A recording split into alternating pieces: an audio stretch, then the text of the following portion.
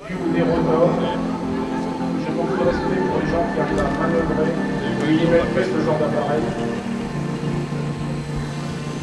En partenariat avec le club de Fontaine-Fleury-le Mollo, donc on organise une démonstration de vol indoor. Ce sont des avions qui font à peu près maximum 500 grammes autorisés, quoi.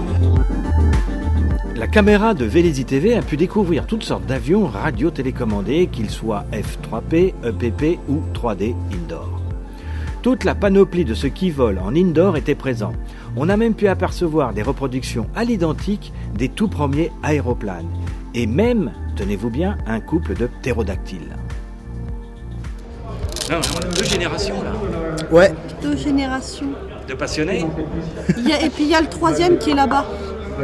Il y a le grand-père, la mère et le petit-fils. D'accord.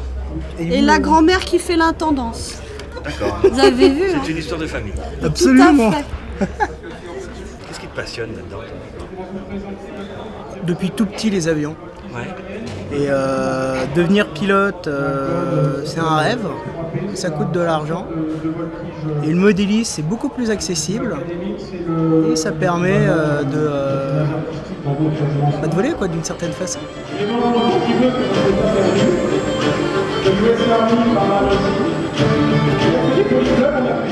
Des fois, on est tellement concentré parce que la machine est tellement complexe à faire voler Ouais. que on a presque l'idée d'avoir les sensations de comme si on était dedans. On arrive à se les imaginer, effectivement. Mais c'est pas avec toutes les machines. En plus qu'on construit soi-même, du début jusqu'à la fin, ouais, il y a quelque chose, il y a une sensation, il y a un truc sympa. Qu'est-ce qu'il faut comme qualité pour construire ces modèles réduits? De la patience, de la minutie, de la dextérité et l'envie.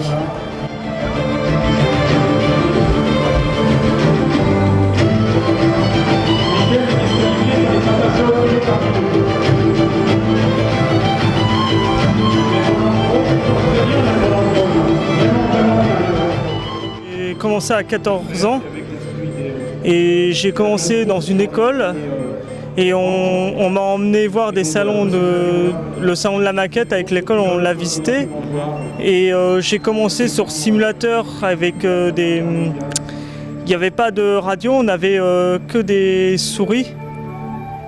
Et on a commencé comme ça et puis on a acheté un petit hélico dans l'école, sauf que j'ai jamais pu en faire. Et j'ai commencé après à Limay, je suis parti à Limay et j'ai connu Jérôme là-bas. Et maintenant ça fait plus de 2 ans que je fais ça. Que ça soit des modèles en intérieur, hein, comme on dit en indoor, ou en extérieur, en outdoor, bien sûr, chaque personne peut avoir son modèle et piloter avec. Bien sûr, avec une formation, une pré-formation dans un club pour pouvoir être aguerri à pouvoir piloter. Alors, j'imagine en indoor, bon ça va, c'est tranquille, il n'y a pas de vent. Mais alors, est-ce que ces avions de moins de 500 grammes peuvent voler à l'extérieur?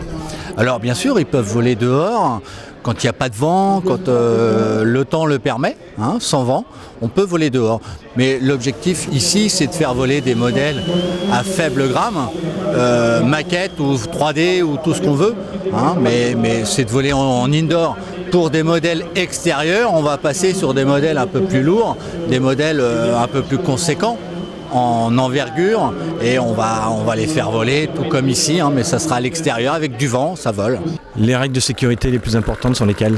Alors les règles de sécurité, c'est de ne pas voler en agglomération. Alors bien sûr, aujourd'hui avec les drones, forcément on a tendance à oublier cette particularité.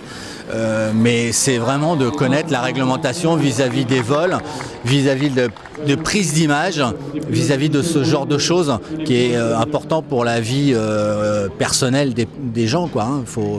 Il faut faire attention.